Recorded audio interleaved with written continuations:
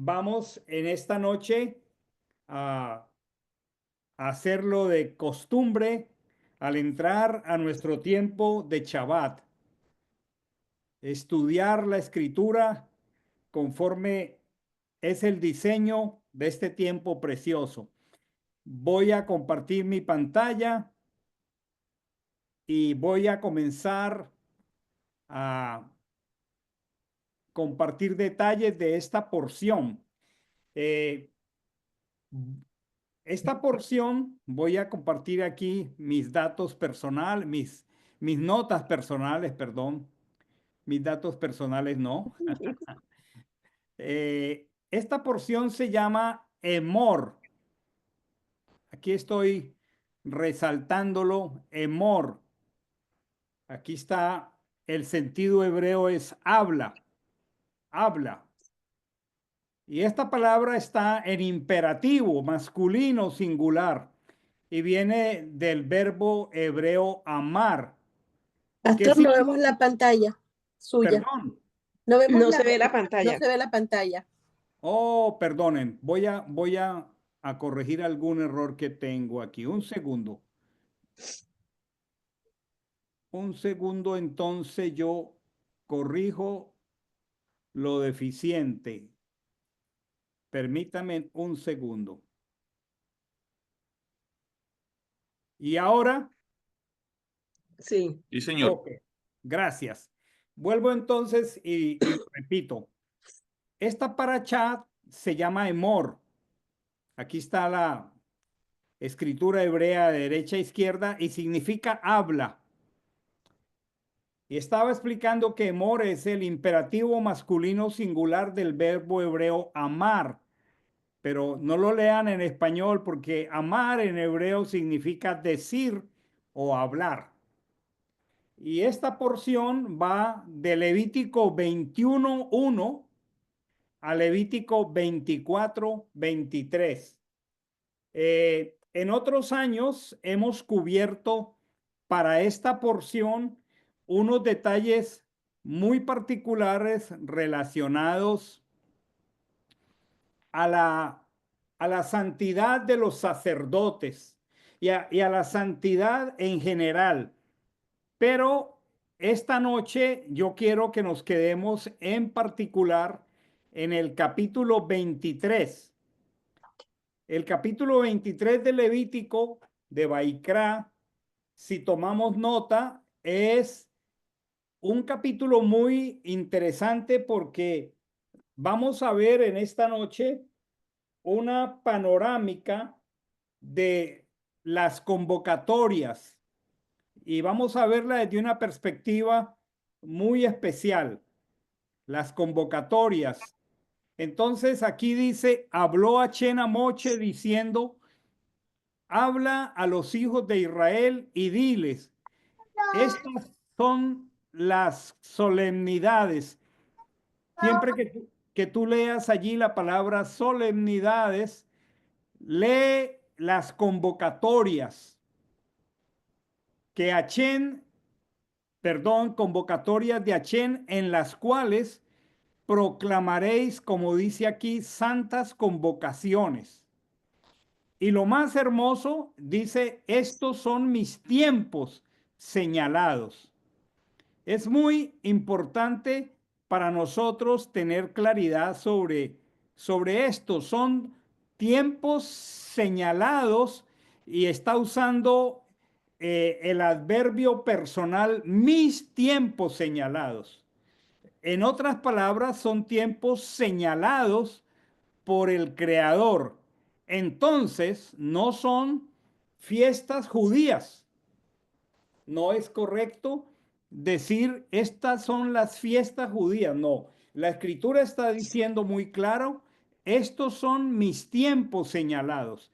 Esto es algo particularmente perteneciente a la potestad soberana del Creador. Muy bien, entonces vamos a ver una panorámica hermosa de todas las convocatorias y es muy interesante lo que voy a comenzar leyendo. Dice, 6 días se trabajará, esto está en el versículo perdón. En el versículo 3, 6 días se trabajará, pero el séptimo será Shabbat de reposo solemne, santa convocación. Dice, no haréis ningún trabajo. Es Shabbat para Hachén en todos vuestros asentamientos. Hermanos, es muy interesante que al hablar de las convocatorias, empecemos con el día de Shabbat, que es el que estamos en este momento disfrutando. Voy a compartir algo interesante que quiero que miren desde la perspectiva del patrón profético que implica el Shabbat. El Shabbat, además de ser el día del deleite, establece un patrón. Cuando digo un patrón, es un patrón que se repite, es un modelo, es un estándar. El patrón del Shabbat en las escrituras revela una estructura profética, espiritual y práctica. ¿Y por qué dice que una estructura profética? Porque va de la creación hasta la redención final. O sea, toda la estructura profética de la escritura está sujeta a este patrón de 7 días, desde la creación misma hasta la redención final. Y siempre que miremos las convocatorias, debemos mirarlas dentro de este patrón. ¿Y esto qué nos enseña? Nos enseña el carácter del Señor y nos enseña su propósito eterno. Por ejemplo, el fundamento de esto es el fundamento mismo de la creación. En Génesis 2, del 2 al 3, la escritura, después de narrar los 6 días de la creación, dice, y en el séptimo, Elohim acabó su labor que había hecho. Y en el día séptimo, la traducción ha colocado descansó de toda su labor que había hecho y bendijo Elohim el día séptimo y lo santificó, porque en él descansó Elohim de toda su obra que había creado al actuar. Esa traducción que él reposó en el día séptimo, vale la pena revisarla, porque no podríamos decir que el Señor descansó, porque la escritura misma dice que Él no se cansa, porque Él es eterno, porque Él no está sujeto a las limitaciones de la naturaleza humana. Lo que Él realmente hizo fue un patrón de cesar, cesación. Cuando dice reposó, Shabbat lo que significa es cesar. Cesó en el séptimo día de toda la obra que había realizado. Cesó, bendijo y santificó. Y aquí se establece el modelo de 6 días de trabajo y uno de cesar, de parar. Hachén no descansó por cansancio. Es lo que estaba estableciendo y esta es una necesidad muy grande de cambiar de perspectiva. Todas las traducciones colocan el día de reposo, pero realmente es el día de Shabbat, que significa cesar. Y lo que él está haciendo es estableciendo un ciclo eterno de trabajo y comunión, señalando que la finalidad de la creación es el reposo en él. Ahora, en el capítulo 20, versos 8 al 11, que ya lo hemos revisado varias veces, ya aparece como un mandato en la Torá. Y aquí en Levítico 23:3, que es lo que estamos estudiando, pues dice 6 días se trabajará, pero el séptimo día será de Shabbat solemne. Entonces, en primer lugar es el cuarto mandamiento y este es el primer Moed. Moed es la palabra hebrea para cita divina y se establece el Shabbat como una señal perpetua entre él y su pueblo. Éxodo 31:13 dice, y tú habla a los hijos de Israel diciendo, de cierto guardaréis mis chabatot. Es la palabra plural, chabatot, porque es señal entre yo y vosotros por vuestras generaciones, para que sepáis que yo soy Hachén quien os santifica.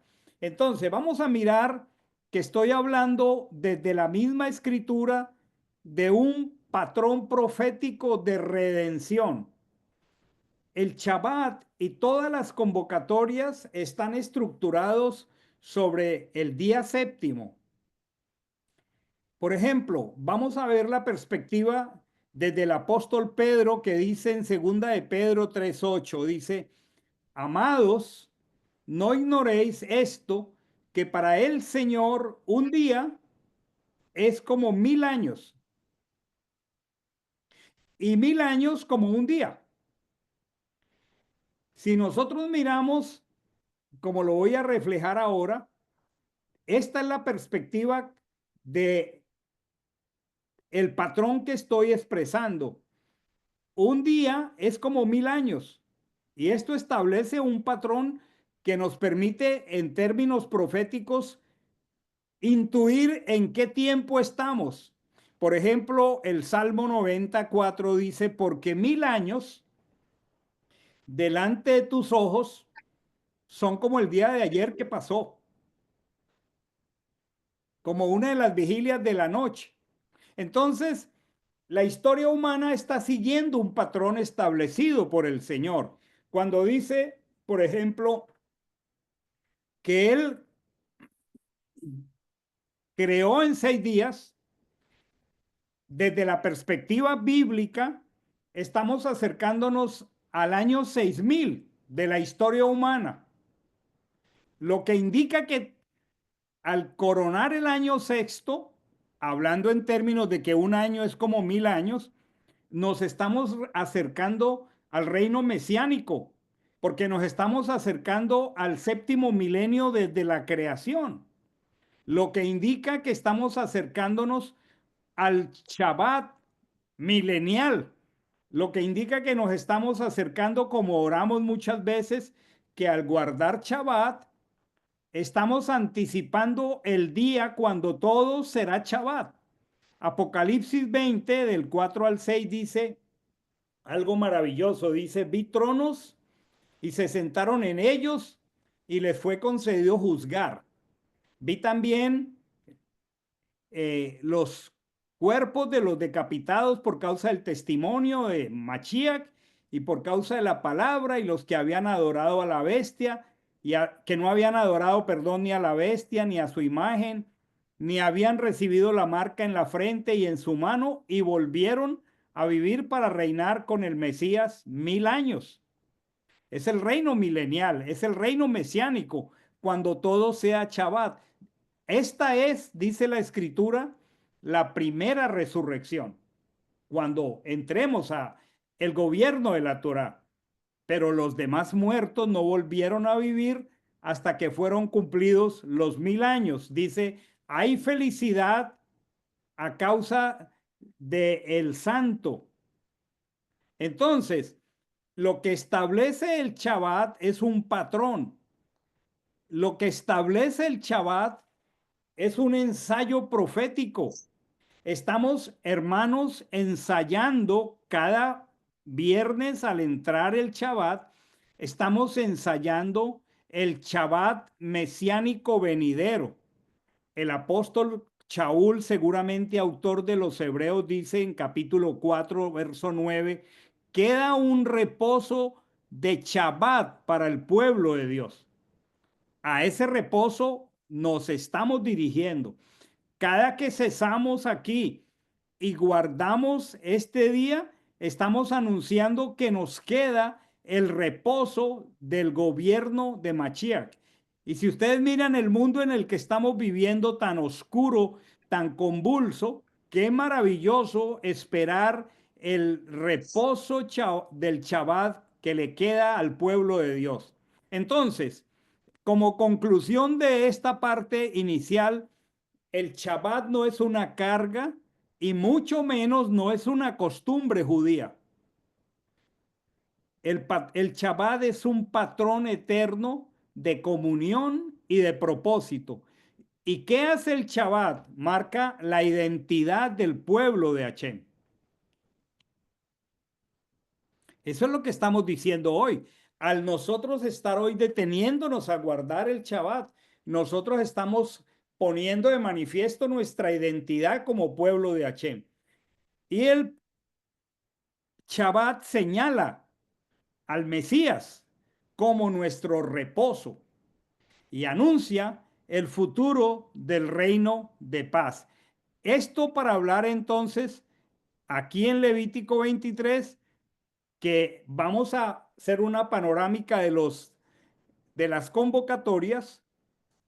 Qué interesante que parte es entender este patrón profético de 7 días. Muy bien. El verso 3 dice, estas son las solemnidades señaladas de Achén, las santas convocatorias que proclamaréis en sus tiempos señalados. Vamos a revisar panorámicamente esta noche las 8 convocatorias. Me ayuda el Señor con el tiempo. Vamos a revisarlas desde una perspectiva. Quiero que, si quieren tomar nota, porque todo esto está entrelazado en la escritura. Vamos a hacer una revisión panorámica de las 8 convocatorias anuales a partir de varios aspectos. Vamos a mirar en cada convocatoria un punto histórico, porque cada convocatoria tiene un lugar en la historia. Vamos a ver también la convocatoria desde una perspectiva agrícola, porque todo el ciclo agrícola de Israel hace parte de un trasfondo de siembra y cosecha, de lluvia y de verano, de lluvia temprana y de lluvia tardía. Entonces, vamos a ver las 7 convocatorias desde el punto de vista agrícola. Vamos a ver las 7 convocatorias también desde el punto de vista social, obviamente para el pueblo del Señor. Vamos a ver hoy las 8 convocatorias desde el punto de vista profético mesiánico, porque si nosotros no vemos al Mesías en las 8 convocatorias, pues somos simplemente repitiendo ritos religiosos vacíos, pero es que las 8 convocatorias son un reflejo maravilloso de la obra del Mesías. Y por supuesto no tiene sentido ver las convocatorias si no podemos verlas desde el punto de vista personal. Entonces, bajo este patrón, me ayude el Señor, vamos a ver en esta noche las 8 convocatorias. Vamos a la primera. Dice aquí en el verso 4, en el primer mes, al atardecer del día 14 del mes, dice Pascua, o sea, Pesach es de Achén. Dice, y el día 15 de este mes es la solemnidad de los panes sin levadura para Achén. 7 días comeréis panes sin levadura. El primero tendréis santa convocatoria, no habréis ningún trabajo de servidumbre. Durante 7 días haréis acercar ante Achén ofrenda ígnea. El séptimo día habrá una santa convocación. No haréis ningún trabajo de servidumbre. Vamos a ver aquí, bajo ese patrón que les expresé, la primera convocatoria que se llama Pesaj. ¿Cuál es la perspectiva histórica? Pues que en un Pesaj, el primero, los primogénitos fueron salvados de la muerte. O sea que Pesaj ocupa un lugar en la historia. El primer Pesaj indica que los primogénitos del pueblo del Señor fueron librados de la muerte. Tiene un cumplimiento histórico. Ahora, desde la perspectiva agrícola, es muy interesante porque es el comienzo de la primavera. Por eso se llama Abib, porque Abib en hebreo significa primavera y al mismo tiempo es el nombre del mes. Han pasado las lluvias del invierno y empieza la primavera y es muy hermoso que el Señor haya liberado al pueblo en primavera, no lo haya liberado en invierno.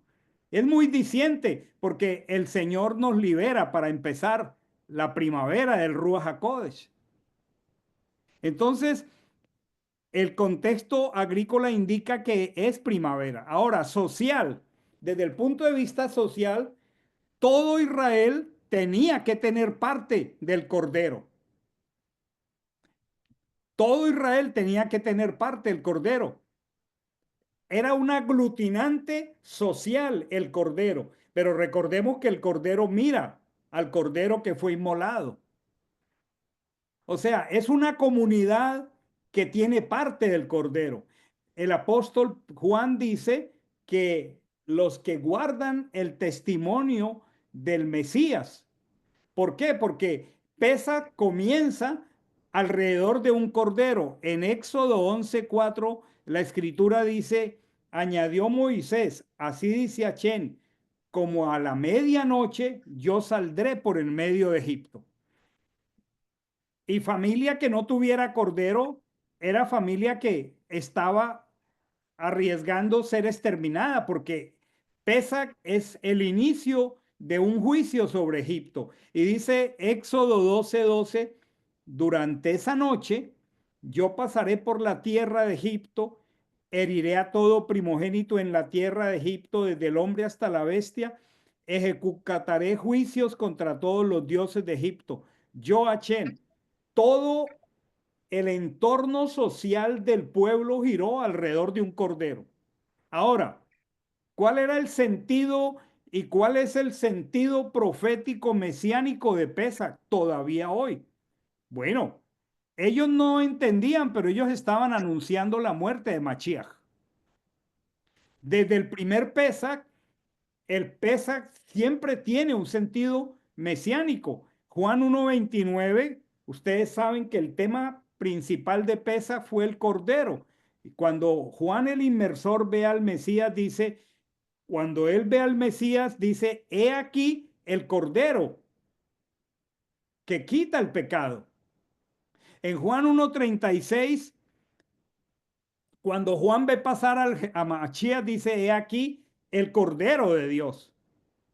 Y en Juan 19:14 dice la escritura, era la preparación de la Pascua, o sea, de Pesach, como la hora sexta, y Pilato dice, he aquí vuestro rey.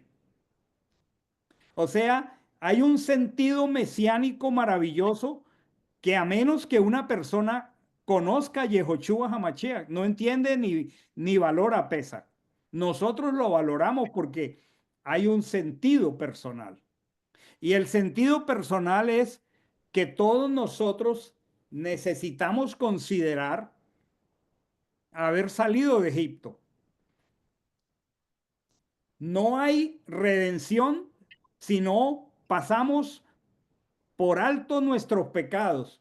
El apóstol en Hechos 17:30 al 31 dice muy claro, y ya es en el Evangelio. Dice, pues bien Dios pasando por alto los tiempos de la ignorancia.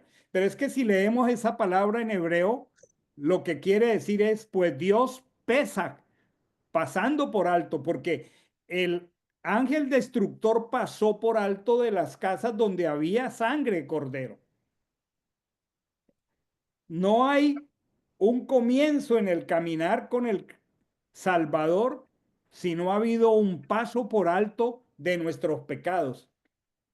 Toda la historia de la redención inicia con la comunicación del Evangelio y con la aceptación de que Dios pasó por alto nuestros pecados.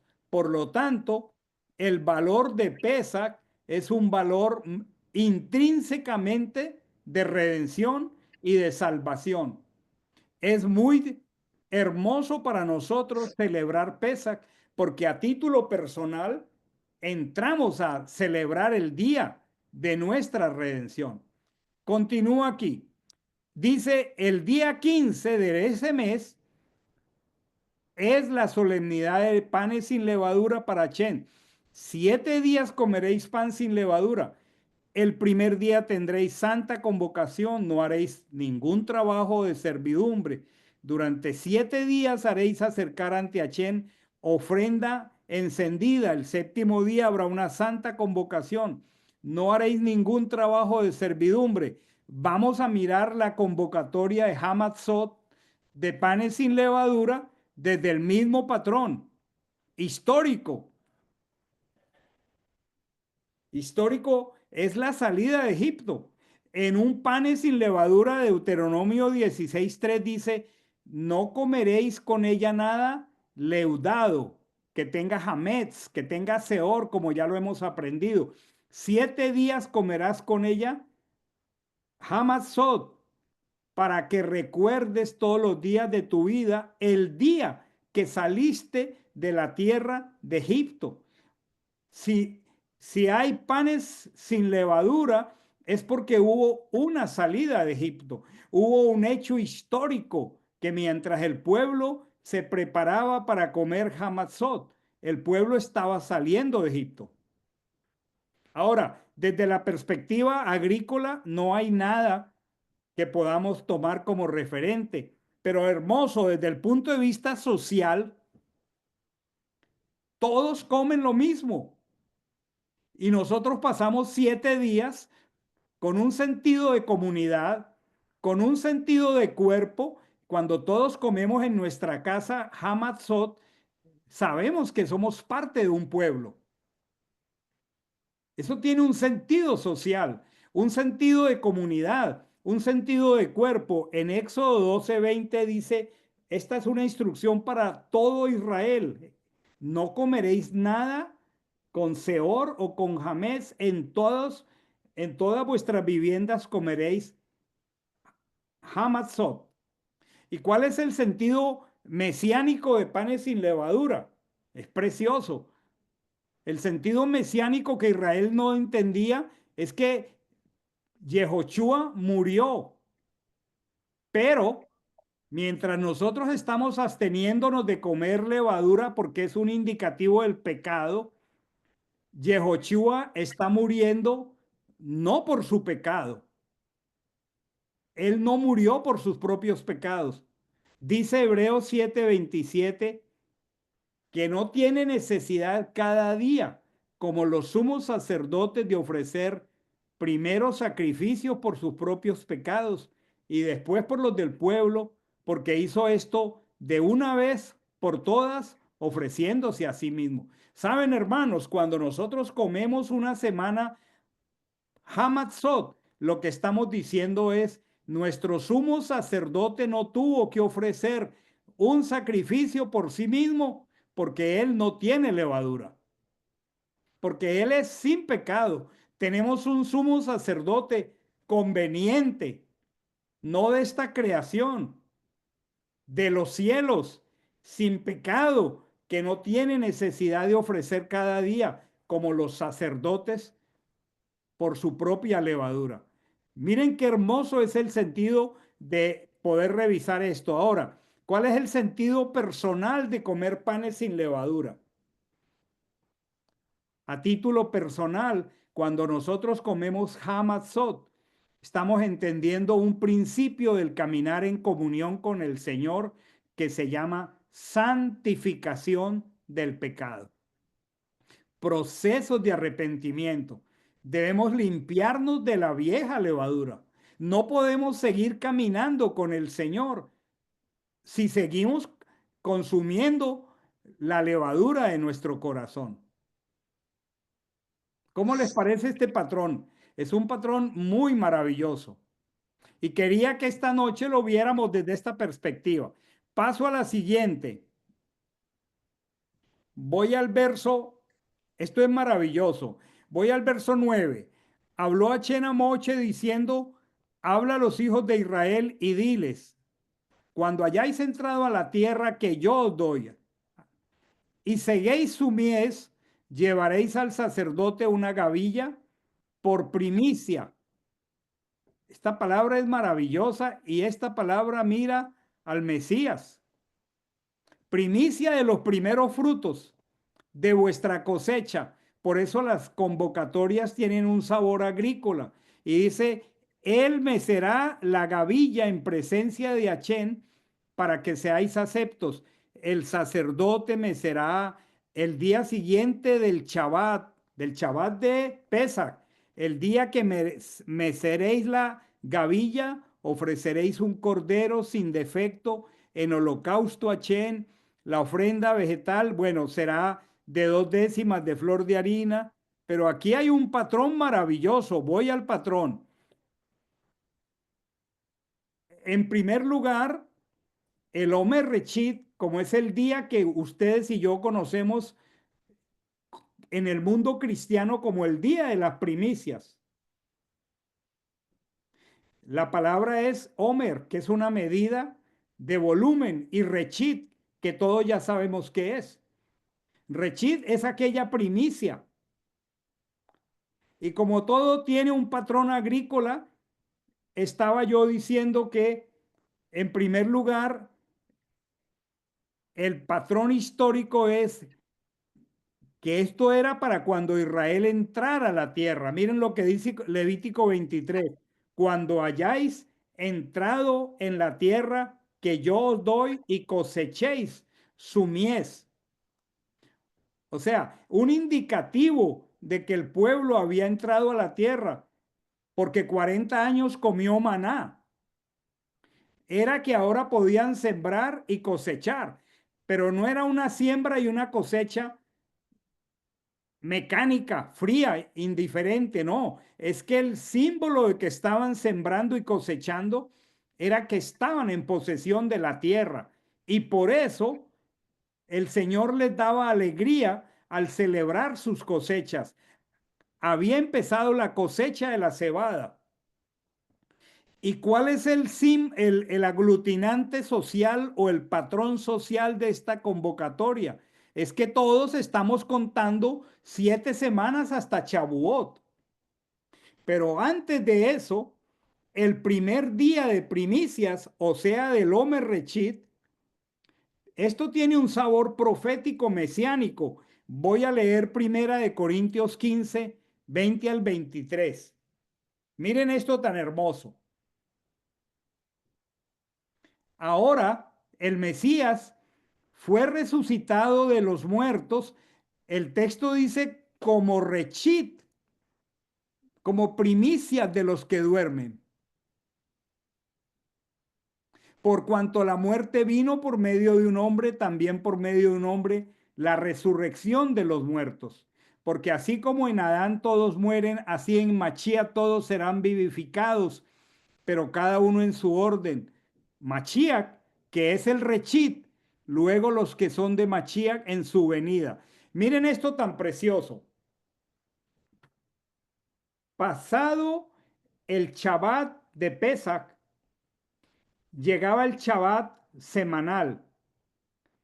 Y ese día el pueblo traía, porque ya se estaba cosechando la cebada, el pueblo traía un homer es una medida de volumen, un homer rechit de esos primeros frutos, el pueblo traía esto a Jerusalén y el sacerdote lo recibía y lo mecía delante del Señor. Eso era el primer día de la semana después del Shabbat de Pesach. ¿Qué estaba ocurriendo el primer día de la semana después del Shabbat de Pesach? Que las mujeres estaban yendo al sepulcro y el Rechid Machiach había resucitado. O sea que en un día de Omer Rechid, Machiach resucitó. O sea, cuando nosotros celebramos el primer día de Omer Rechid de la cuenta del Omer, nosotros estamos anunciando que nosotros vamos a resucitar. ¿Y cuál es el sentido personal de el Omer Rechid? Segunda de Corintios 5:17 dice que si alguno está en Cristo es nueva criatura, porque Él resucitó, tú y yo somos nuevas criaturas. Yo quiero que ustedes y yo nos detengamos a pensar en el valor maravilloso de cada convocatoria, porque todo esto hace parte de la paracha de esta noche. Y en otros años he hablado del tema de la santidad, pero esta noche me parece muy importante que nosotros tengamos un contexto y un entendimiento muy profundo del sentido tan amplio de cada convocatoria. Sigo a la siguiente convocatoria. Voy al verso 15. Es la convocatoria en la cual estamos en este momento, mis amados. Dice aquí, desde el día siguiente al Shabbat, el Shabbat después de la convocatoria de Pesach, desde el día en que hayáis hecho llegar el Homer, aquí donde dice la gavilla, usted lea Homer, esa ofrenda mecida, dice contaréis 7 semanas completas. Es lo que estamos haciendo ahora. ¿En qué día estamos hoy?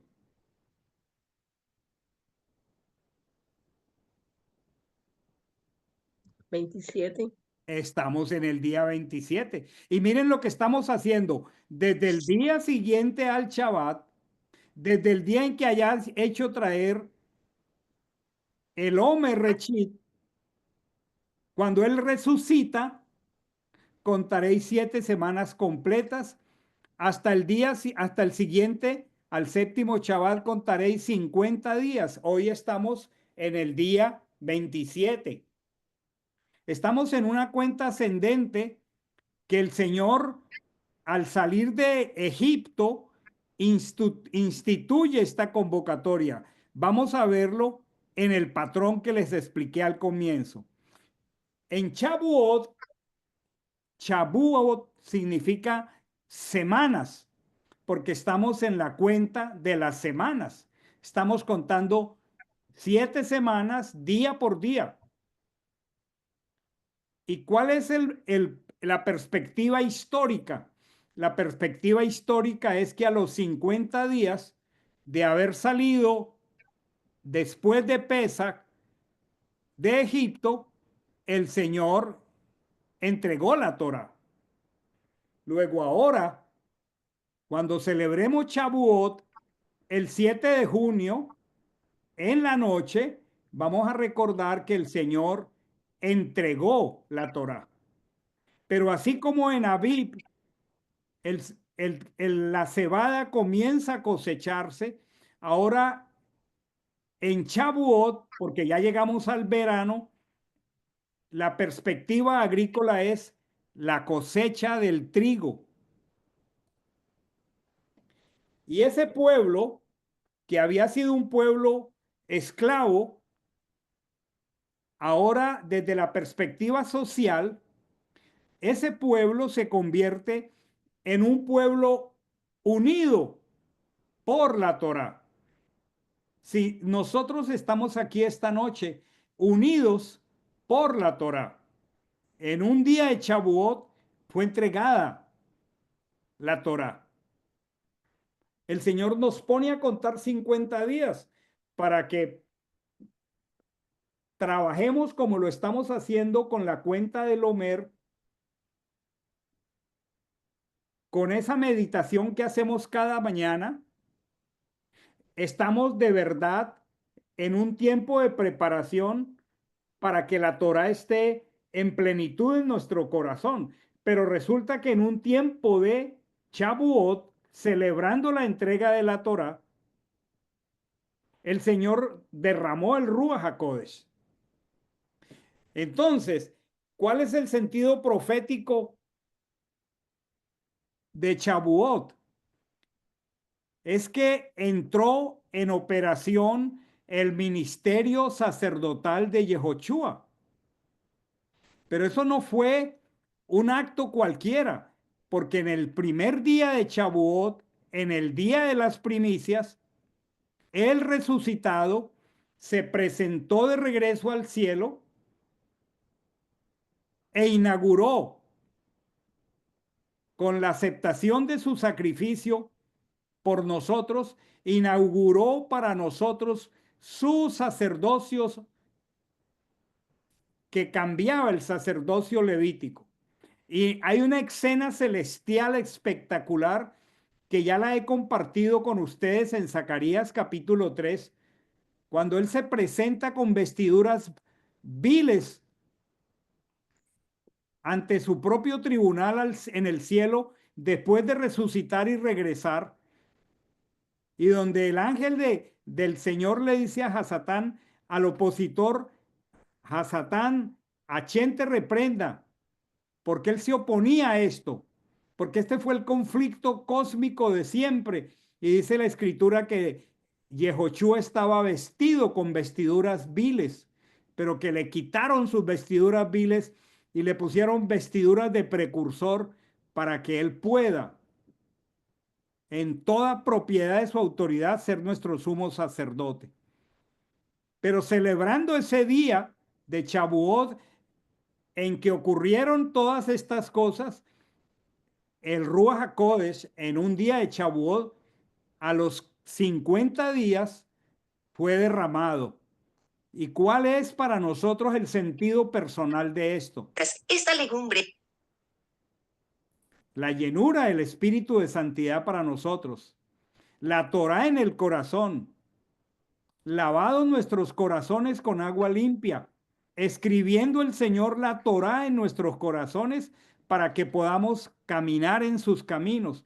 El Ruach HaKodesh es entregado en un día de Chabuot como una capacitación para que nosotros podamos servir en el ministerio junto con Mashiach. Dice el apóstol Pedro que nosotros ofrecemos sacrificios espirituales por medio de Mashiach. Qué profundo es el sentido, mis amados hermanos, de cada una de estas convocatorias. Con esta convocatoria se cierra el ciclo de las convocatorias que hacen mención a la lluvia temprana. Se cierra el ciclo de las convocatorias que hablan de la primera venida de Mashiach. Y entramos entonces rápidamente en el otoño. Y entonces entramos en el verso 24 al mes séptimo. Y dice aquí la escritura, acuérdense del patrón del Shabbat. 7. Y entramos al mes séptimo. Habla a los hijos de Israel y diles en el mes séptimo. El mes séptimo se inauguran todas las convocatorias de la segunda venida del Mesías. El mes séptimo se inauguran las convocatorias de la cosecha final, porque en el mes séptimo se recoge la última cosecha en Israel. Entonces, esto es muy hermoso. En el mes séptimo, el mes primero del mes será para vosotros de solemne reposo, una conmemoración al son de trompetas y una santa convocación. Vamos a ver las perspectivas de esta convocatoria. ¿Cuál es la perspectiva histórica? Bueno, este es un asunto desde la perspectiva de la tradición de Israel. Se considera que históricamente hace mención a la creación de Adán. Esto no lo menciona la escritura, pero es una tradición. No hay una conexión agrícola con John Truá, pero sí hay una conexión social que tiene un sentido mesiánico, y es que todos tenemos que escuchar el sonido de chofar. ¿Cuál es el aglutinante social de John Truá? Que todos vamos a escuchar el sonido del chofar. Pero eso lo que está es anunciando un sentido profético mesiánico, el segundo regreso del Mesías. Primera de Corintios 15:52 dice, en un instante, en un abrir y cerrar de ojos, al chofar final, porque se sonará el chofar y los muertos serán resucitados incorruptibles y nosotros seremos transformados. ¡Qué hermoso! Cuando entramos a las convocatorias de otoño, estamos hablando de la lluvia tardía. Estamos hablando de la última cosecha y estamos hablando de la resurrección de nuestros hermanos que murieron en el Mesías. Y estamos hablando de que nosotros seremos transformados. Apocalipsis 11, 15 al 19 dice, el séptimo ángel tocó la trompeta, hubo grandes voces en el cielo que decían, el reino del mundo ha llegado a ser de nuestro Mashiach y su ungido y reinará por los siglos de los siglos. Hermanos, cuando sonamos el último chofar en Yom Teruah, estamos anunciando en un tiempo de mucha oscuridad que los reinos de este mundo van a ser del Mesías, que toda esta confusión, estos sonidos de ruidos de guerras y de rumores de guerras van a ser finalizados cuando Él establezca su reino. ¿Y cuál es la aplicación personal? La resurrección y la transformación, la resurrección de aquellos que murieron y la transformación de aquellos que estemos de pie cuando Él regrese. Es una panorámica maravillosa, mis hermanos. Luego dice aquí en el verso 25, dice, ciertamente el día 10º de este mes séptimo será el día de la reconciliación. Ese Yom HaKippurim, tendréis una santa convocación, humillaréis vuestros pescuezos, vuestro ser, vuestras gargantas, y haréis acercar una ofrenda. Ningún trabajo haréis en ese mismo día, porque es día de reconciliaciones.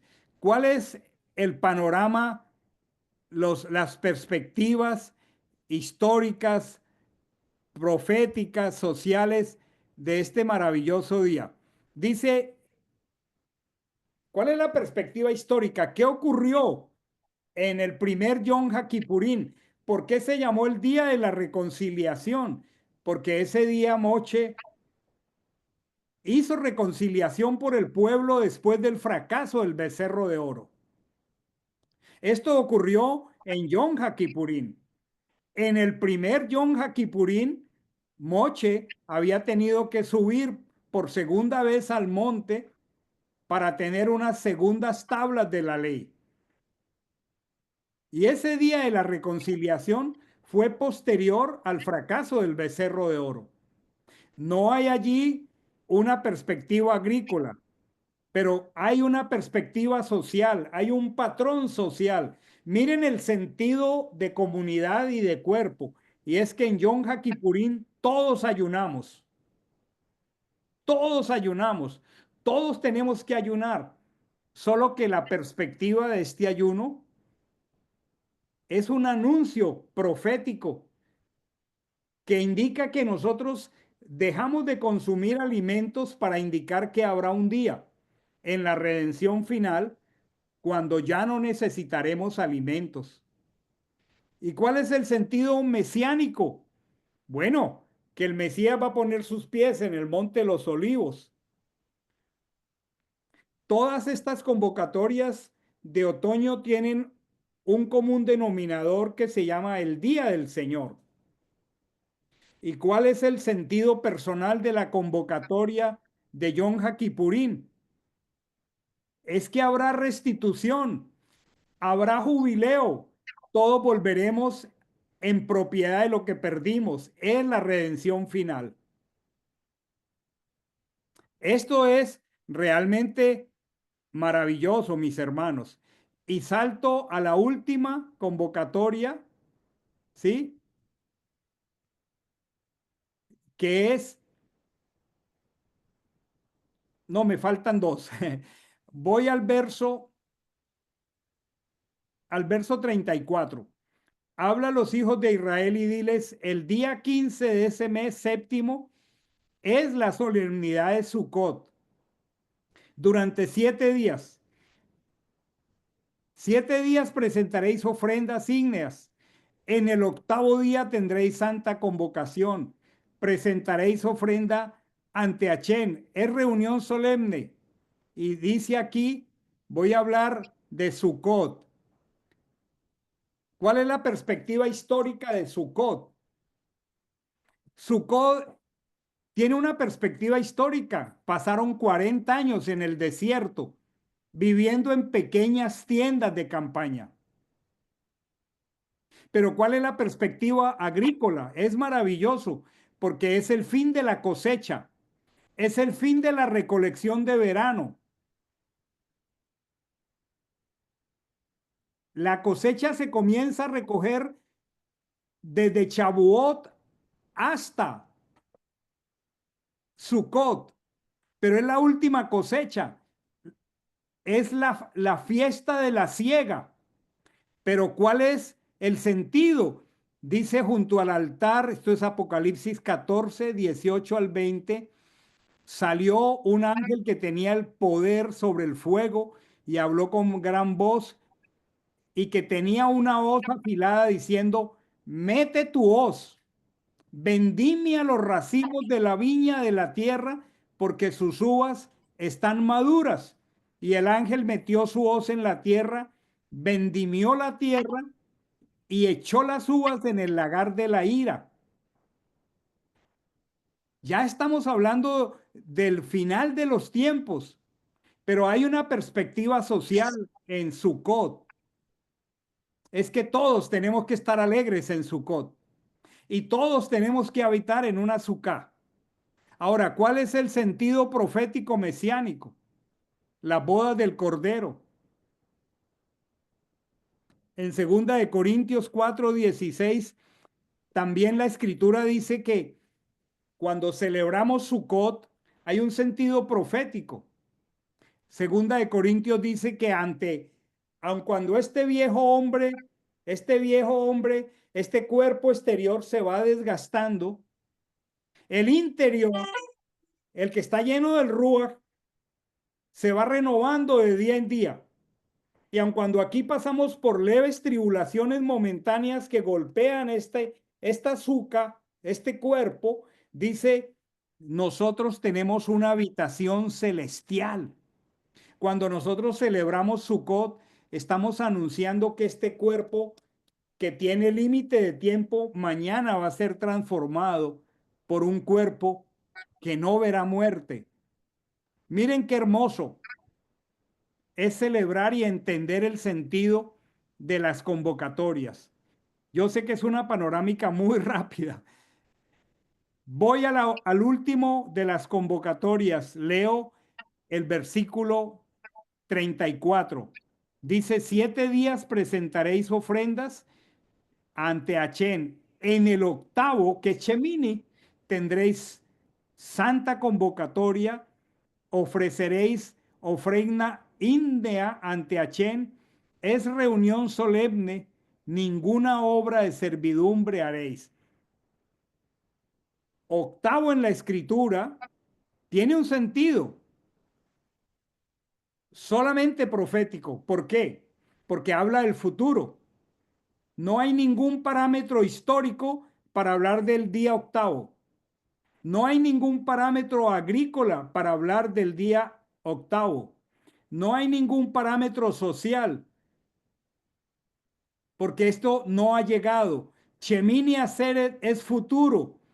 Shemini Atzeret es profético, es mesiánico. Se refiere a los nuevos cielos y a la nueva tierra.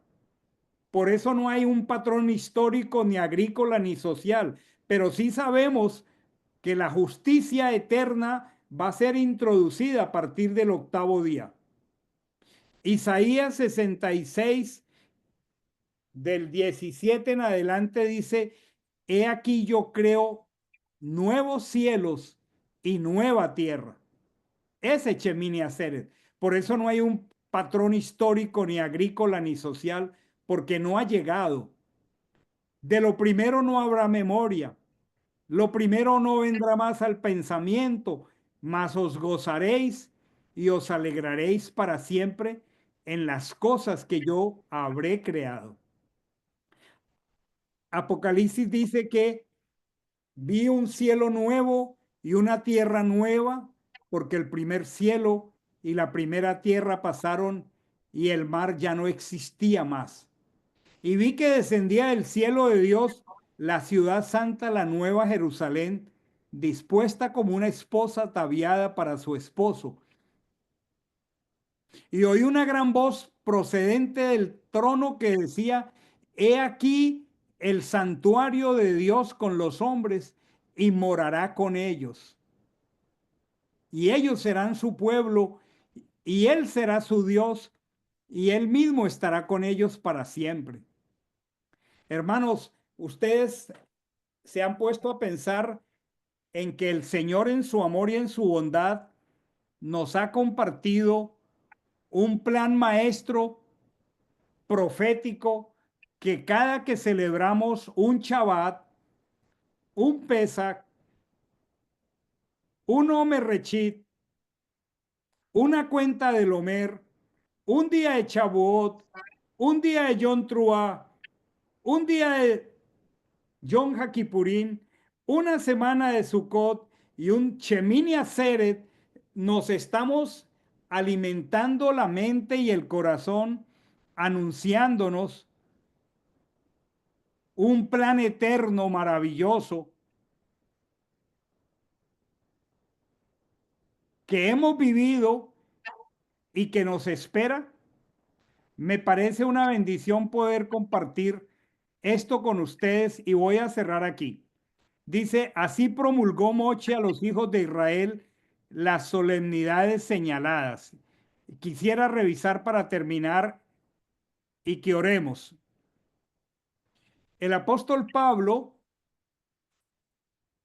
se refirió a la congregación de Colosas, a los colosenses, porque los colosenses estaban siendo criticados, juzgados, ridiculizados por sus convicciones, por las convocatorias. Y la gente los ridiculizaba. Los gnósticos, los filósofos griegos. Y entonces él les escribe en Colosenses 2, 16 al 17 y les dice, por tanto, nadie os juzgue en comida o en bebida, o respecto a solemnidades, o sea, convocatorias, a novilunios, o sea, a Rosh Hodesh, o a Shabbat. Y aquí hay una expresión que él usa, lo cual es sombra de las cosas venideras, pero el cuerpo es de Mashiach. Las convocatorias del Señor, incluyendo el Shabbat, son una piedra angular profética que miran hacia cosas venideras. Desde el primer Pesach se miró a algo venidero, la muerte del cordero en el madero. Y ahora, cuando nosotros celebramos lo que celebramos, estamos mirando lo venidero, estamos anunciando lo venidero. Y aun cuando hay muchos hermanos, aún creyentes, que desprecian y afirman que esto que hacemos es volver a la ley y una cantidad de cosas, y que la Torá está abolida, en ningún momento el apóstol Pablo con estas palabras estaba dando una exhortación para que los creyentes en Mashiach abandonaran la Torá, ni abandonaran las convocatorias. Realmente era una advertencia para los creyentes porque estaban siendo sometidos a juicio por guardar con tanto celo estas convocatorias y eran ridiculizados como si esto fuera indigno o innecesario para los redimidos. Pero cuando el apóstol dijo que esto es una sombra de lo que ha de venir, él no estaba refiriéndose en un lenguaje peyorativo, ni estaba diciendo que era obsoleto celebrarlas, porque tristemente el sesgo cristiano ignora que esto es una anticipación profética. Por eso, en hebreo la palabra sombra, el sentido es que proyecta una realidad futura. El sentido es que anuncian un plan de redención. Y cuando está diciendo que lo cual es sombra de las cosas venideras, Reina Valera dice, pero el cuerpo es de Cristo. Y para que haya una sombra, tiene que haber un cuerpo y tiene que haber luz. Entonces el cuerpo es el cuerpo de Machía que está presente en todas estas convocatorias. Las convocatorias no miran algo obsoleto, miran una anticipación profética, anuncian el plan de redención. Lo que el apóstol Pablo nos está diciendo es, no abandonen las sombras, porque ellas apuntan al Mashiach. Quería con esta panorámica darles una perspectiva también a los más nuevos de cuál es el sentido completo de este capítulo tan profundo de Levítico 23. Tal vez es muy importante que usted tenga estos elementos para que con amor, paciencia y mansedumbre usted pueda ayudar a un hermano que cree todo lo contrario acerca de estas hermosas convocatorias dentro de un patrón de Shabbat para que todos con cada vez mayor celo y cariño anticipemos el regalo y reservemos el tiempo que le pertenece al Señor desde el Shabbat hasta la última de las convocatorias del año llamada Shemini Atzeret. Me gustaría preguntar, después de esta panorámica un poco intensa, si alguien tiene alguna pregunta que requiera aclaración, si no, para que oremos. O algún comentario que nos edifique a todos. Pueden activar sus micrófonos.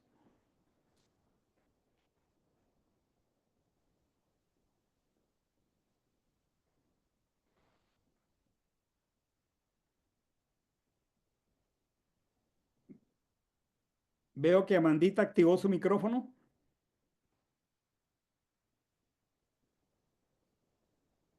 Yo pienso que uno comenzó a hacer las celebraciones de una manera pues muy, tal vez mecánica, ¿no?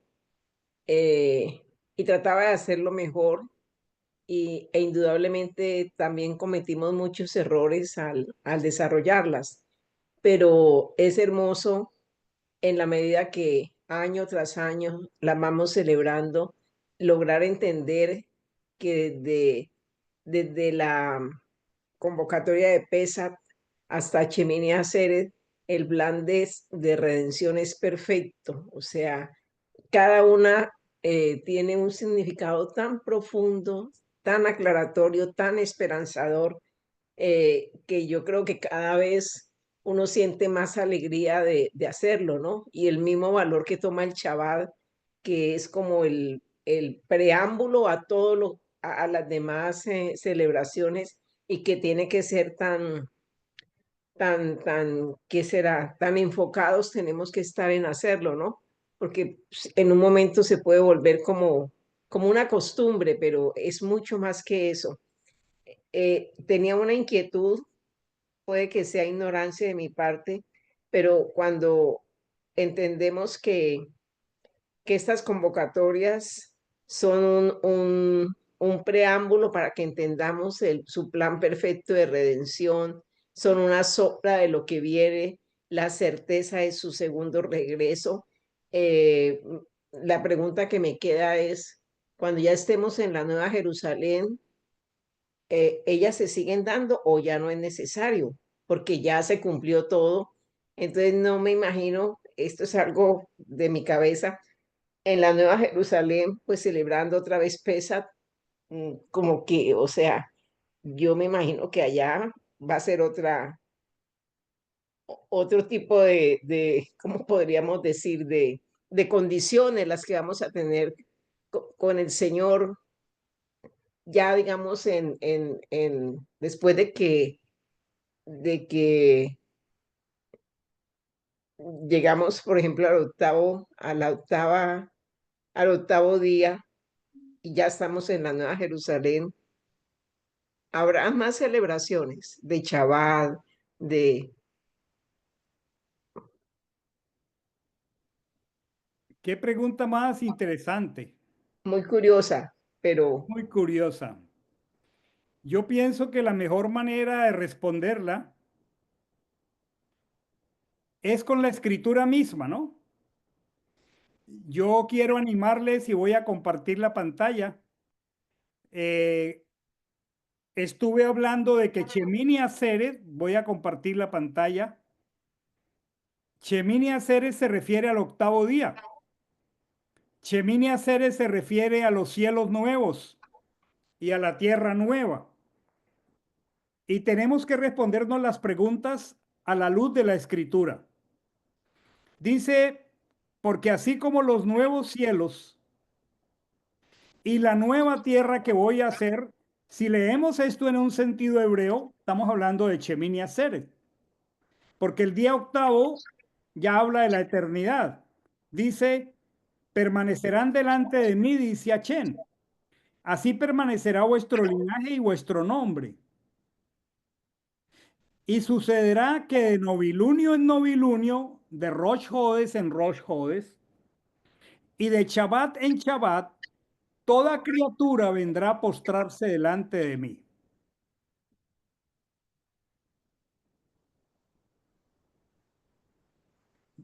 Ahí está la respuesta, Mandita. la respuesta es sí. Ah, qué bueno. ¿Alguien más quisiera hacer una preguntita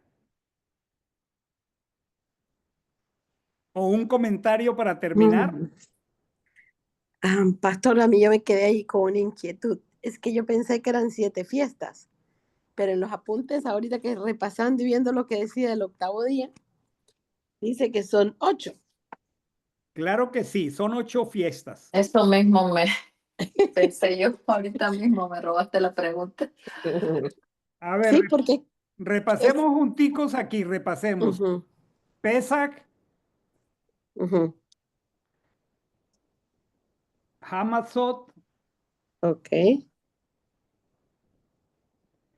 Omer Rechit, o sea, cuenta del Omer, Shavuot, Yom Truah, Yom HaKippurim, Sukkot, ujú, Shemini Atzeret. Las pueden contar en el capítulo que acabamos de estudiar, Levítico 23. ok, ok. Muy bien. Vamos a repasar ahí. De Está eso se bien. trata, de eso se trata, de eso se trata. ¿Alguna última pregunta para orar?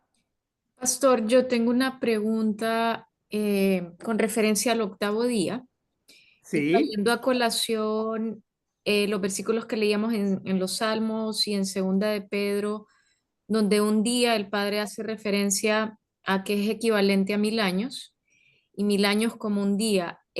¿Podría interpretarse que el octavo día está vinculado al nuevo milenio donde Mashiach reina en la tierra, que está mencionado en Apocalipsis 20, donde ese octavo día son los 1000 años donde Satanás, entiendo, y perdón si me equivoco en la interpretación o en estos temas de escatología, pero que Satanás está atado y Mashiach reina en la tierra por esos 1000 años y luego Satanás es destruido completamente luego de estar encadenado, entiendo, un tiempo en, pues en aislamiento completo.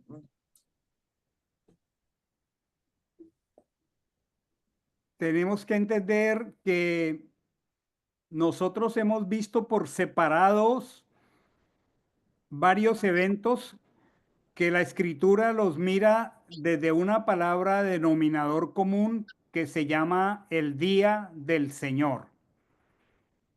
El día del Señor es el denominador común para Yom Teruah,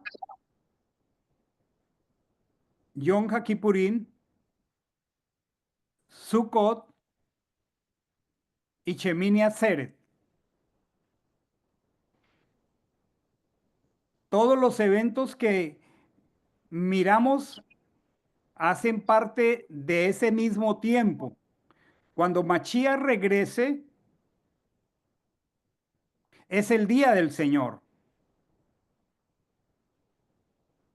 Cuando hablamos del gobierno mesiánico, hablamos del gobierno de la Torá. Y cuando eso ocurra, cuando Él gobierne con vara de hierro, Él no va a coexistir con la maldad del enemigo. Él no puede cogobernar con el enemigo. Los eventos ocurren sucesivamente casi en el mismo tiempo. Cuando entremos al gobierno de la Torá, estaremos entrando a su gobierno y él no puede gobernar ni coexistir con la maldad ni con la injusticia. Cuando entremos al día octavo, Hasatán ha sido vencido, la batalla de Gog y Magog ya se habrá dado y él habrá sido echado en el lago de fuego y azufre, porque Mashiach no va a reinar con una coexistencia del mal. Para que pueda él regir con vara de hierro, tiene que ser sujeto y vencido el enemigo y el postrer enemigo, que es la muerte, tiene que haber sido juzgado para siempre.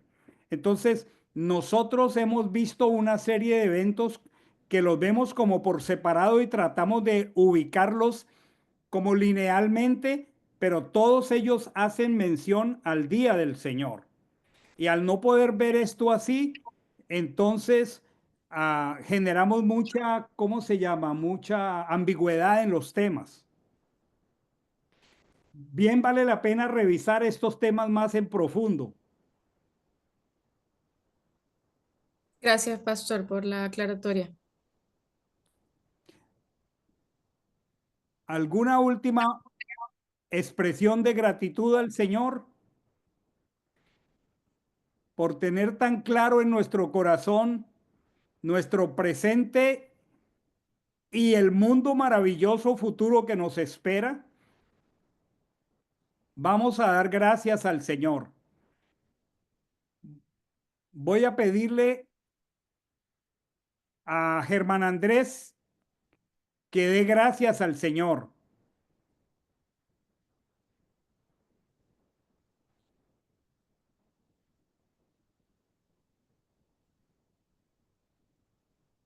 Disculpe, pastor, que es que el micrófono no se me quitaba.